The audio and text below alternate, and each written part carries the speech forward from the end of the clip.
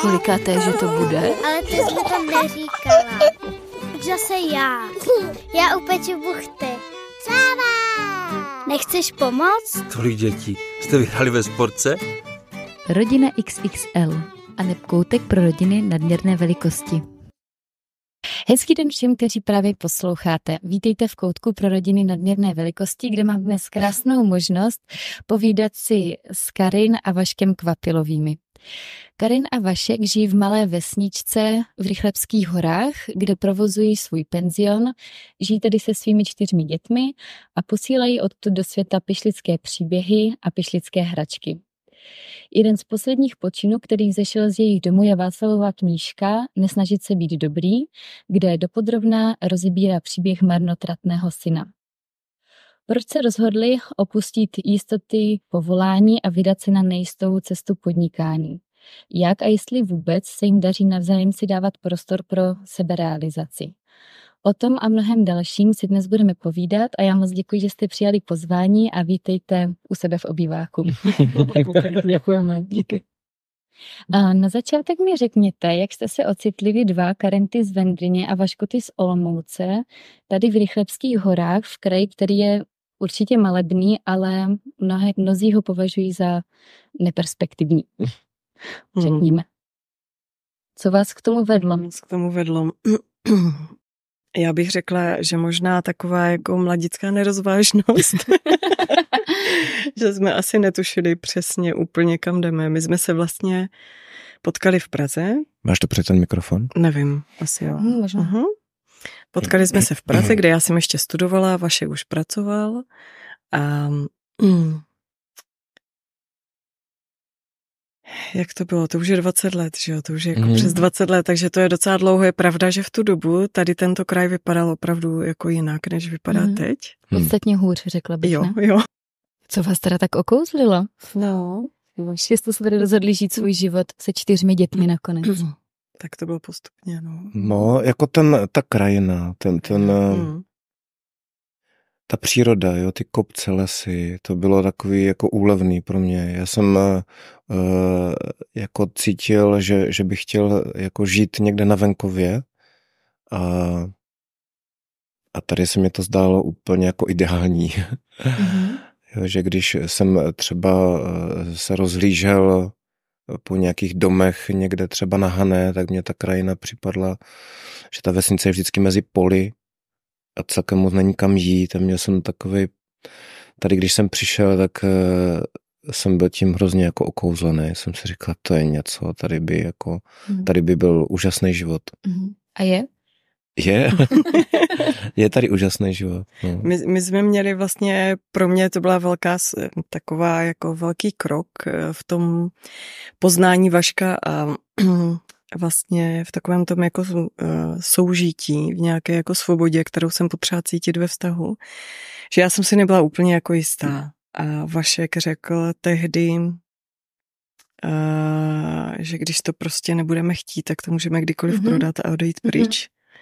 A mně to přišlo úžasně osvobozující, protože právě jako tím, jak jsem si nebyla jistá, nějaká sevřenost, nějaká jako budoucnost, kterou já si třeba úplně nedokážu představit, tak mě docela svazovala. A tím, jak on to řekl jako tak svobodně a vlastně bez nějakého jako nátlaku z mé strany, tak mi to dalo vlastně svobodu k tomu, abych se jako rozhodla, že tady budeme a když to prostě nepůjde, tak tady nebudeme. Ale jsme tady už 20 let a jsme tu šťastní, že?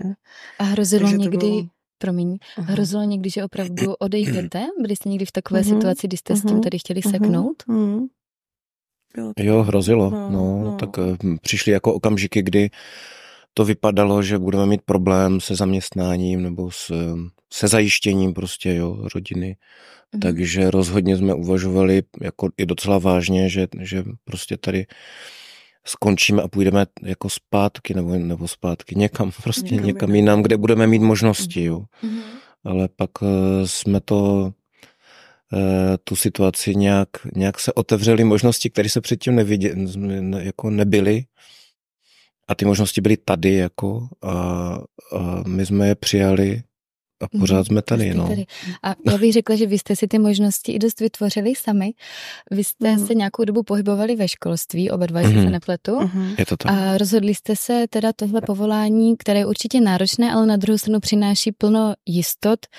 A mně třeba přijde, že pro život ve velké rodině je to poměrně dobré, minimálně v tom, že tam máme ty 2 měsíce prázdnin a tak dále. Na první pohled neznám to. Ale vy jste se rozhodli z toho odejít a vyšli jste úplně na jinou cestu podnikání. Co vás k tomu vedlo a co vám dodalo odvahu k tomuto kroku? Tak asi to jako vycházelo dost ze situace v tom zaměstnání, která se vlastně jako jevila, jakože dále už jako nepokračuje. Takže to byl asi hlavní jako impuls, jo, že to vypadalo, že tudy cesta dál nevede. No a tak já jsem působil jako ředitel školy a vlastně ta situace tam se pozvolna pro mě jako uzavírala. A já jsem bojoval o to, abych tam prostě nějak obstál, abych mohl jako pokračovat dál. No, to je jako složité, no. Prostě jsem dospěl do okamžiku, kdy jsem si řekl, aha, tak tady už dál jako teďka jako nebudu. A takže jsme jako uvažovali, co bude dál s náma. Jedna z možností byla sebrat se a jít jako za kopce pryč. No a pak jsme nějak jako vymysleli to, že bychom mohli vlastně obnovit penzion, který jsme měli nějak pozastavený. My jsme poskytovali ubytování. Pak jsme to uzavřeli a když já jsem přišel o to zaměstnání, nebo jsem ho opustil, oboje tak trochu naraz, tak jsme si řekli, že by mohlo být zajímavý to ubytování obnovit a ve větším. Přestěhovali jsme se do jiného domu, ten jsme si pronajali a ten náš dům, ve kterém jsme bydleli, tak jsme začali provozovat jako penzion, takže to je odpověď na otázku. Takhle to tak jako, byla to taková série událostí a rozhodnutí, které nás vedlo tady k tomu. A kolik jste v té době měli dětí? No, už jsme měli 4. Čerstvě se narodila Marta, takže jsme měli malý miminko. Byla to poměrně náročné období v tom, že jsme se stěhovali do domu, který byl výrazně jako horší, než ten, ve kterém jsme předtím bydleli. Nebylo tam ústřední topení, tam se v každé místnosti topilo v kamnech a byl takový jako tmavý a studený, no, hodně. A Karin tam byla poměrně dost jako s těmi 4 dětmi sama, protože já jsem jezdil pryč pracovně, takže to ať řekne Karin. No, jak jsi tenhle krok vnímala ty? Takové to opuštění jistoty zaměstnání a krok do neznáma, teda z mého pohledu alespoň. Jo. Já jsem tehdy byla zaplavená hormony, protože jsme měli malé miminko, úplně novorozené. Ale vlastně mi to přišlo jako přirozený výsledek prostě věcí, které se nějakým způsobem dějou. Já jsem se taky nechtěla vrátit do školství zpátky. Já jsem teda byla hodně jako s dětma, ale vlastně jako jsme rodina z mé strany, tak všichni v podstatě tak nějak se jako živí na vlastní pěst, takže to nebylo úplně takové jakoby neobvyklé, že bychom nevěděli, co to nějak jako znamená, jak to jako funguje, že jsme vlastně měli docela takovou podporu i z té strany, jako že nikdo jako nám neřekl, tak tohle jako byste neměli dělat. A jo, jako nevnímala jsem to jako asi tohle jako primárně jako něco, co by nás nějakým způsobem ohrožovalo. Jo, takže nebyl tam žádný strach nebo velké obavy z toho?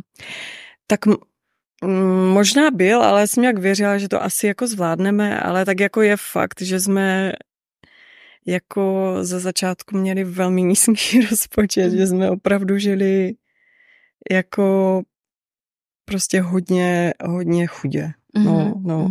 My jsme tehdy vlastně učili děti doma, tak nějak prostě jsme byli pořád spolu. Vašek vyjížděl, snažil se prostě sehnat nějakou práci. Měli jsme minimální rozpočet, ale nějak jsme to prostě jako zvládli, no. Já jsem byl vlastně půl roku na úřadu práce, že? Jo, my jsme měli vlastně i jako velmi nízký nájem, takže to jako šlo. Vlastně tím, že děti ani nechodily do školy, tak ani nemusíš mít nějaké, já nevím, speciální oblečení nebo učebnice a tak to bylo takové, nějak jsme to... Nějak se to dalo. Já jsem na začátku udělala takový krátký výčet, když jsem vás představovala, co děláte, ale jsem si vědoma toho, že je poměrně neúplný. Mohli byste mi doplnit a říct mi, co všechno děláte, čím žijete, čím se živíte dneska? Kromě penzionu?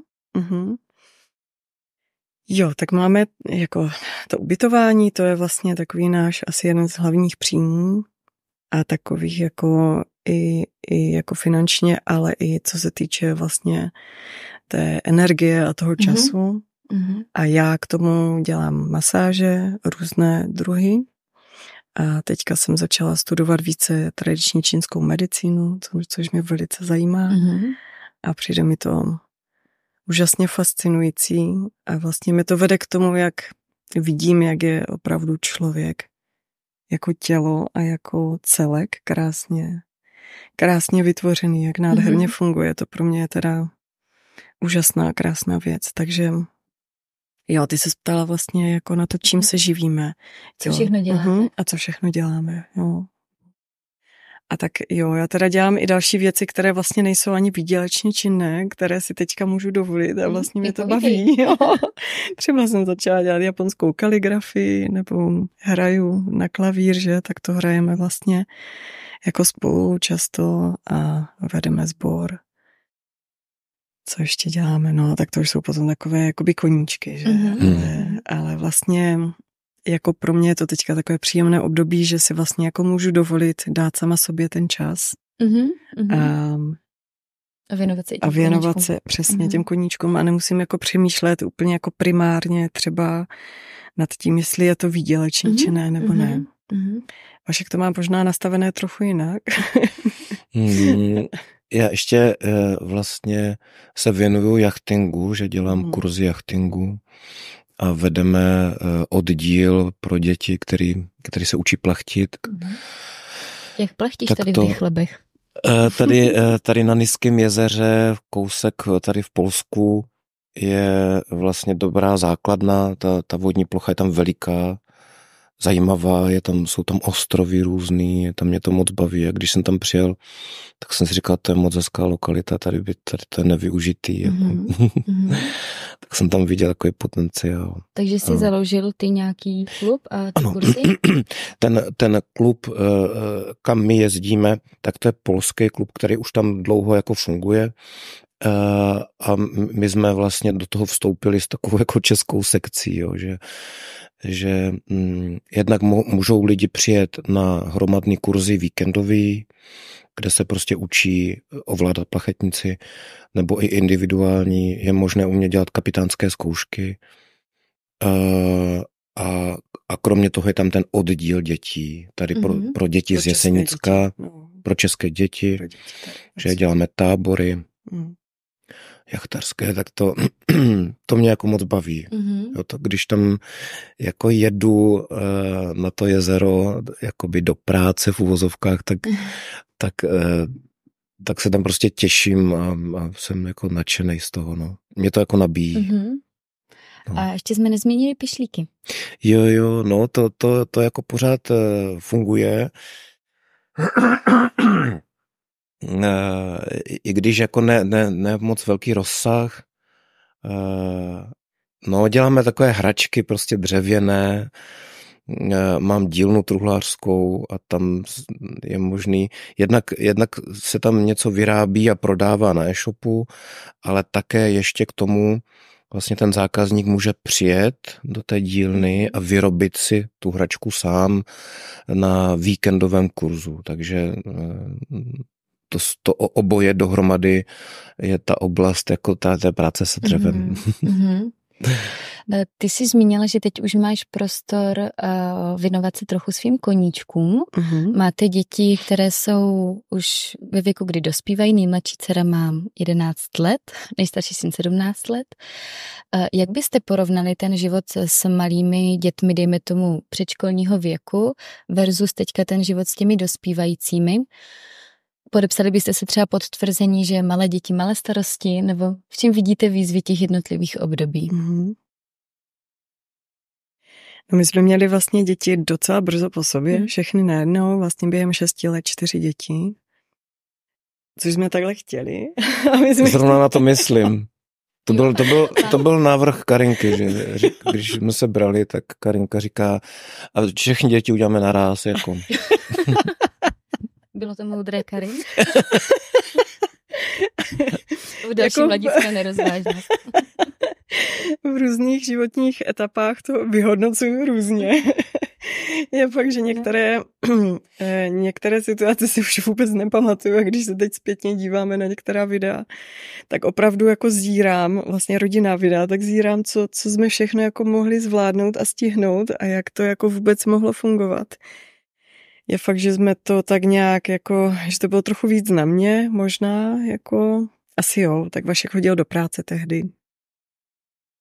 Ale prostě teďka, když to vidím, děcka jsou opravdu jako už teďka vlastně v tom pubertálním věku, takže oni jsou, jako je tady docela živo, docela se, vlastně oni jsou všichni takový docela energičtí, jo, takže vlastně se jako hádáme, křičíme po sobě, smějeme se, máme se rádi, že je to vlastně takové hodně jako nabité těmi emocemi a teďka zpětně, ty se mě ptala, jak to jako hodnotím. Teďka jsem opravdu velmi ráda. Mně se to strašně líbí a nám se to líbí oběma dvěma, když vidíme, že ty děcka navzájem se mají jako rádi, že v sobě cítí nějakou prostě oporu navzájem, že si jako mnohé problémy už řeší vlastně spolu, že třeba ani s některými věcmi nejdou za náma, ale jako, že si to jako vyříkají mezi sebou, nebo i to, co jako je trápí vlastně mimo jako rodinu.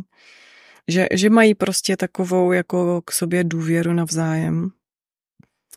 A vlastně o to nám asi tak nějak jako šlo primárně, aby ty děcka prostě se necítili sami, aby jako vnímali prostě nějakou svou náležitost, aby se učili jako navzájem se mít nějak jako rádi a respektovat se.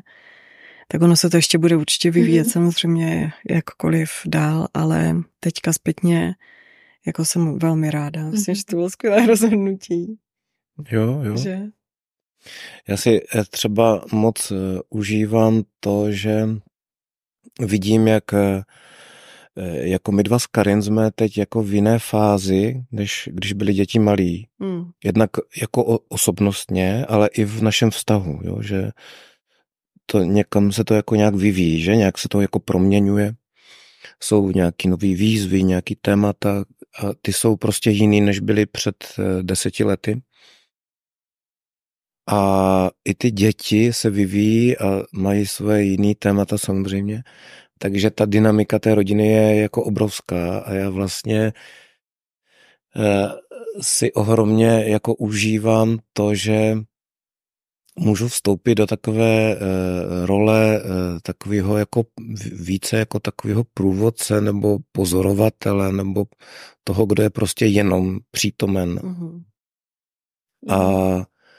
A nemusí být nějak nemusím být nějak jako mimořádně aktivní, aby ty děti jako dostávaly to, co potřebují, že ta přítomnost z mého pohledu, ta moje přítomnost je jako dostačující.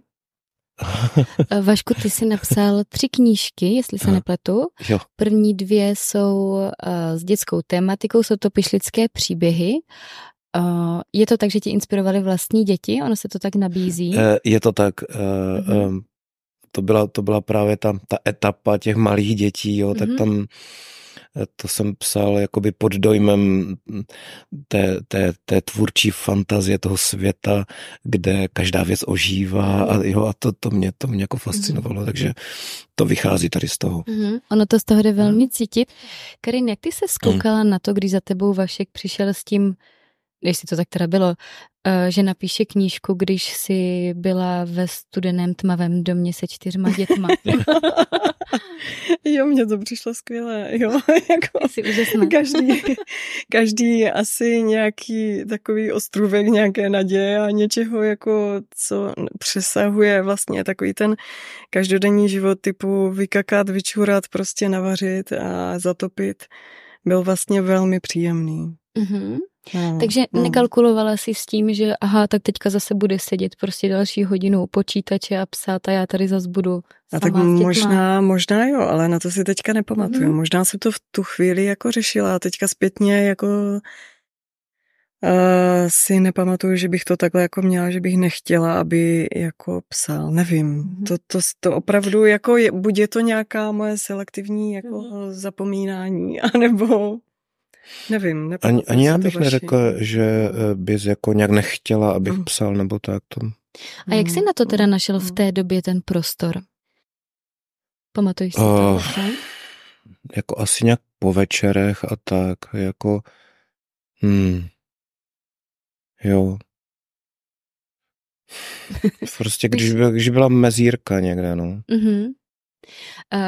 Ty ses nyní se psaním vydal ještě úplně do nových vod. Napsal si knížku s duchovní tématikou Nesnažit se být dobrý, kde detailně rozebíráš příběh marnotratného syna. Já si to nedokážu představit, jak taková knížka vzniká, protože to jsou vlastně tvoje úvahy, není to nějaký příběh od začátku do konce. Na tohle si myslím, že člověk potřebuje opravdu velké soustředění a usebrání. Nyní už máte teda děti větší, ale jak jsi tvořil tuhletu knížku? A rozebíral si třeba s Karin svoje myšlenky nebo vůbec ten nápad? Bylo to pro tebe nějak důležité, nebo je to jenom tvoje? Jako mluvili jsme spolu fakt hodně, intenzivně. O tom tématu? Nebo? Ano, o tom tématu. A vlastně jsme se někdy třeba i přeli, někdy jsme jako se shodovali, někdy částečně a někdy to bylo tak protichůdný, že a protože to bylo pro každého z nás jako důležité, tak opravdu jsme se třeba fakt pohádali, jo, že jako vlastně docházelo k takovým jako střetům. Takže zase ta naše dynamika je jako fakt veliká, no. Takže to byla taková fáze jakoby přípravy, nebo já jsem se k tomu tak jako zvolna, pořád jsem k tomu jako sbíral ten čas, nebo ty myšlenky, nebo jak to uchopit, jak to formulovat, a pořád jsem to jako hledal, to mě trvalo fakt hodně dlouho, vlastně několik let a pořád jsem se k tomu nemohl rozkývat a bylo to pro mě jako náročné, nevznikalo to jednoduše. Já jsem dokonce se už i jako rozhoupal k tomu, že jsem začal psát a pak jsem jako nějak nevěděl a zase uběhl rok a když jsem se k tomu znovu vrátil, že to chci jako dokončit, tak jsem si to začal číst, co jsem už napsal a všechno jsem jako vyhodil. Takže znovu zase jako od začátku, takže opravdu mě to jako trvalo, no. A byla na začátku ta myšlenka, že napíšeš knihu a do ní vložíš ty své myšlenky, nebo co tě vůbec vede k tomu tímto způsobem ty své myšlenky a dojmy zpracovat? To jo, ta myšlenka napsat knihu tam byla. Já jsem jako já jsem jako cítil touhu se podělit prostě. Já jsem se chtěl jako nějak podělit, jako nějak se vyjádřit, nějak to jako aby to jako nezůstalo na úrovni já, ale aby to mohlo znít jako v nějakém prostoru někde. To jsem chtěl prostě zkusit. Uvědomoval jsem si, nebo měl jsem z toho i obavu, protože jsem nechtěl a uvědomoval jsem si, že to riziko tam je. Nechtěl jsem, aby tam byla nějak jako prezentovaná moje osoba a zároveň ale jsem věděl, že to s mým příběhem jako souvisí, nebo z něho to vychází, jo? Takže jako to rozlišovat, abych zůstal v tom vyprávění takový jako klidný a jako nic netlačil, ale zároveň se neškrtil v nějakém mém nadšení. Rozumíš, jak to myslím? Aby to bylo autentický, jo, tak to mě jako fakt trvalo, no. No. Ta knížka je hodně o střetu dvou světů, svět pořádku, pravidel versus svět svobody. Ty to téma máš teda taky určitě důkladně promyšlené, prodiskutované. Jak se tyhle ty dva světy střetávají u vás doma ve vaší domácnosti? Když jste velká rodina, potřebujete se, dejme tomu, všichni na čas někam vypravit, někam dostat, tak předpokládám, že musí zavládnout nějaký pořádek. Na druhou stranu nechceme mít z dětí armádu vojáčků. Určitě respektujete jejich svobodu, jejich osobnosti. Jak tohle to kloubíte dohromady? To si myslím, že je obrovské téma teda. To je tak dynamické téma, které se vlastně jako mění. Zdá se mně, že se mění v každé situaci, v každé nové situaci, že je to jako velmi se to nějakým způsobem vyvíjí. Každý z nás 6, jako v naší rodině, je úplně jiný. Každý z nás potřebuje něco jiného a vlastně se mně zdá, že čím jsme vlastně všichni jakoby vyzrálejší a starší, tím je to jako náročnější, jako se nějakým způsobem skloubit v nějakých věcech a zároveň jako jednodušší, jako v těch třeba praktických věcech. A jak jde ten svět pořádku, no jako zdá se mně, že i v tom našem vztahu to bylo tak, že možná třeba jako v konkrétní situace, co se týče přijít někam na čas, tak to bylo prostě jako naše obrovské téma. Já jsem to tak měla docela jako volně, jakože plus minus 15 minut, třeba i 30, a když jsou děti třeba i 45. Si pamatuju, že jednou jsme vyjeli na dovolenou o den později, protože jsme to prostě nestíhali. A taky si pamatuju jeden Štědrý den si pamatuju, že jsme měli vlastně 3 malé děti. Najednou ještě jsme chystali vlastně jídlo jako dalším sousedům a já nevím co všechno. A já jsem tehdy jako Vaškovi řekla na ten Štědrý den, Vaši, víš co, nechme ten Štědrý den na zítra, já už to prostě nemůžu. Vlastně, že to bylo takový jako výsledek, jako jednak, jako že jsem to měla tak vlastně jako na pohodu, hlavně jsem se nechtěla stresovat. Protože toho stresu už bylo dost a zároveň to byl asi výsledek toho, že toho bylo jako hodně. A to si myslím, že jako v tomhle jsme docela naráželi my dva, že Vašek to měla jako rád takové jako prostě víc jako v pořádku, no, jakože prostě když se jede na 8, tak se tam přijede na 8, ne na 9:30, že to je přece jasné. Tak v tomhle jsme se docela jako, to bylo naše velké téma. Myslím si, že jsme se jako oba dva přiblížili jako k sobě, že předtím jsme se jako v tomhle oddalovali, že se to zhoršovalo. Na obě strany to je taková ta dynamika toho vztahu, že když to jeden jako přehání na jednu stranu, tak ten druhý prostě musí zatlačit ještě víc. A myslím si, že v poslední době nebo v posledních letech se nám to tak jako povedlo jako se v tom oběma dvěma uvolnit a vlastně už to není jako tak velké téma. A myslím si, že to má samozřejmě jak potom vliv jako na tu atmosféru v té rodině a na ty děcka. Jako na to, jak oni to vnímají. Jako ne, asi bych řekla, kdybych měla nějak jako charakterizovat naši rodinu, že nejsme jako primárně rodina pořádku.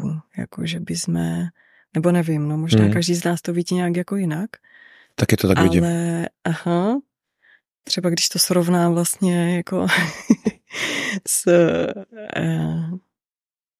s rodinou z vaší strany, tak tam si myslím, že jako, že je to trochu jinak ale jako nejsme prostě anarchisti, jakože myslím, že tady jako fungujou prostě nějaká pravidla, do kterých se jako vždycky jako potřebujeme a rádi všichni vlezeme, že to jako vnímáme za celou tu dobu, když máme děti, že prostě každý z nás jako potřebuje ty hranice, každý z nás potřebuje nějaká pravidla a že je vlastně velmi příjemné, když je někdy jako dokážeme ve svobodě porušit. Že je to takové jako, že to je ten život. To vlastně jako je jako ta krása toho života. No. A dalším velkým tématem, které mě v té knížce zaujalo, je vlastně hledání vlastní identity, objevování a její přijetí, což je taky obrovské téma, kolikrát na celý život, ale vy máte teďka zrovna děti v období, kdy bych řekla, že tohle člověk intenzivně prožívá, hledá se. Máte nějaký způsob, přístup, metodu, jak těm dětem vlastně pomoct objevit tu podstatu, tu vlastní identitu, když jich máte tolik?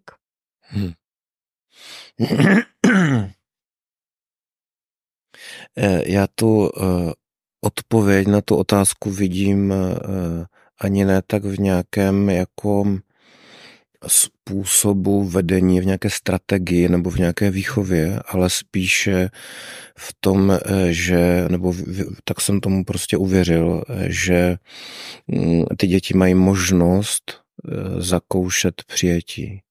Že když se tohle nějakým způsobem děje, když sbírají v této oblasti zkušenost, tak já důvěřuji tomu, že ta cesta bude jako nějak naplněná, bude mít smysl, nebo ona bude mít smysl vždycky, ale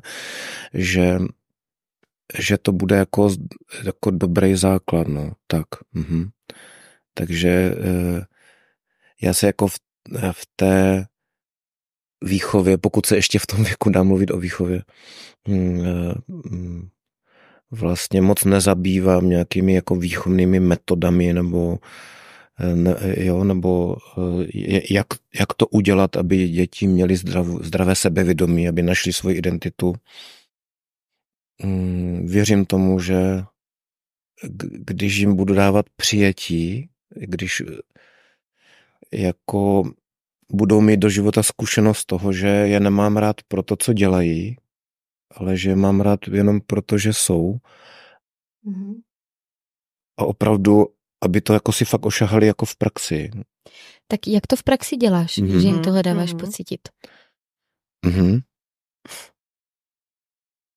No, tak třeba, tak konkrétně, tak teďka trošku jako odkryju i něco takového soukromnějšího. Jo. Tak když třeba náš syn dává hodně úsilí do studia, je na gymnáziu a zažije tam neúspěch. V hovoru, který spolu vedeme, pokud se k tomu dostaneme, tak mu zdůrazňuji, že na mé úrovni k žádnému zklamání nedošlo. Že ho pořád vidím stejně, všechno je mezi náma v pořádku, nic se nezměnilo. Ale zároveň jako oceňuju tu snahu, jo, zároveň jako říkám, že jemu sděluju, že to má smysl studovat a usilovat o to, aby tam uspěl, jo, že to není jako nula, že to není beze smyslu, ale zároveň jako ničemu v našem vztahu nevadí, když on neuspěje, protože tam se nic nemění. Tak. Takže kladeš důraz vlastně na ten proces a ne na nějaké ty výsledky třeba tady v téhle konkrétní situaci v tom studiu. Jakože oceníš tu snahu. Protože mě jde taky o to, že potom možná někdy, aby to nevyznělo tak, že je to vlastně jedno, jestli se snažíš nebo ne. A je nebo není? Myslím si, že je důležitý, teďka nemluvíme o studiu, ale o našem vztahu, aby vnímal a chápal, že mě to nějak nesklamalo, nebo že on mě nesklamal, že jeho hodnota v mých očích nesouvisí s jeho studiem. A to mně připadne hodně jako důležité a myslím si, že to možná bude trvat jako možná i dost dlouho, než jako k tomu třeba dojde, nebo než si to dovolí. Jako. Je to trochu složitý. Jo, určitě. To je složitý. A ty to vidíš, Karen, stejně? Daří se ti nebo vám oběma vlastně na každé to dítě si najít tenhle ten prostor a takhle se s nima o tom bavit, protože každý z nich toho nepochybně zažívá mnoha ve svém životě a k vám se možná dostanou jen takové střípky. Máte pořád i v tomhle věku těch dětí vlastně jakoby v uvozovkách přehled o tom, co takhle prožívají? Jako upřímně ne. Nemáme. Prostě jako myslím si, že se nám to často nedaří. Myslím si, že kdyby se nám to dařilo, takže prostě ty děti jsou jako asi jinak. Nebo přemýšlí jinak, že jako možná třeba na sebe nekladou takové nároky, nebo prostě se nesnaží jako hrát nějaké role, nebo cokoliv. A myslím si, že jsme udělali hodně chyb a že se nám jako v mnoha věcech nedařilo. Ale vlastně jako to, co mě velmi povzbuzuje, je to, že protože já jsem velmi sebekritická a myslím si, že to, co mě velmi povzbuzuje a to, co jsem jako přijala, tak je to, že to vlastně nějakým způsobem odevzdáváme, že to tak mělo být, že to byla prostě nějaká naše jako společná cesta a že vlastně i každý z nás jako si nese v sobě životně nějaká traumata, nějaké jako těžké chvíle, prostě něco, jako co ho ovlivní jako na té duševní tělesné úrovni a které pokud je jako schopen je nějakým způsobem dobře uchopit, tak vlastně z toho může těžit. Může z toho získat vlastně krásné věci. A já to vnímám tak, že je to jako nevyhnutelné, že svým dětem prostě způsobujeme jako traumata a že oni mají příležitost v životě prostě se na základě toho jako posunout dál a vlastně jako tím získat, protože myslím, že my jsme to taky takhle měli, taky jsme to takhle jako si řešili a tak to mě možná je to třeba alibi, nevím, ale je to moje životní zkušenost, že i já jsem to takhle prožívala a vlastně ještě co se týče toho sebevědomí nebo toho sebepřijetí jako těch dětí, tak to je opravdu jako velmi velké téma, protože a teďka opravdu v tom věku jako té puberty nějak vnímáme, že je to tak jako klíčové, že se to jako odráží úplně jako do všech oblastí prostě života. A já jsem ještě předtím, než jsme měli rodinu a ani jsem moc jako o rodině tehdy ani neuvažovala, ale opravdu si to tak jako pamatuju velmi silně. Četla jsem knihu Viktora Emanuela Frankla a tam on vlastně jako ta kniha se vlastně týkala trochu jako jiného tématu, ale mě to velmi tehdy jako zasáhlo a vlastně na to myslím doteď.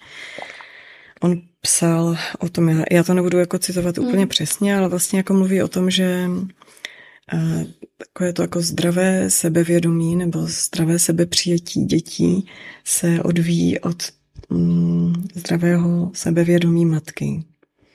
A vlastně jako já mám tak nějak jako hluboko na paměti nebo tak jako vryté vevnitř, že jako ta moje hlavní role jako matky je to samozřejmě se starat jako o děti, ale na prvním místě se starat sama o sebe. Jako v tom smyslu jako postarat se o sebe tak, abych já uměla přijímat sama sebe úplně jako ve všem, i v těch jako všech situacích, které jsem, jako když jsem opravdu zklamala na plné čáře, které jsem jako vůbec nezvládla, i přijmout třeba i nějaký jako úspěch. A to je teda opravdu jako velké téma a vnímám to, že vlastně ty děti můžou jako čerpat z těch rodičů, že že jim můžeme prostě říkat, ano, jsi skvělá, ale je to na takové té behaviorální úrovni. Ale když to jako necítí, jako takový ten support prostě jako ze spodu těch rodičů, takže to je asi náročnější. A tohle vlastně teďka jako zpětně si vnímám, že je to vlastně jako krásné, že se můžu starat sama o sebe a tím pádem prostě jako předat těm dětem jako ten vzor prostě toho jako zdravého sebepřijetí. Ale já to nechci jako říkat tak, že já jsem taková, jo. Já tam prostě jenom jako já bych tam ráda došla. Jsi na cestě. A je to, jsem na cestě. A vlastně jo, takže já jenom jako navazuju na to, co říkal Vašek, že to asi nejsou nějaké možná jako metody nebo něco, tak to jako hledáme oba dva, že jak to vlastně jako těm dětem tohle předat, protože to opravdu vnímáme jako velkou věc a nevíme úplně 100%, jestli to děláme dobře, ale nějak jako věříme, že prostě to, co mají, to mají a že se s tím nějakým způsobem jako poperou. Moc děkuji za takové krásné, upřímné, otevřené povídání a moc vám přeju, ať se vám na vaší cestě daří, hlavně ve vztazích v rodině a i ve vašem podnikání. Děkuju. Díky.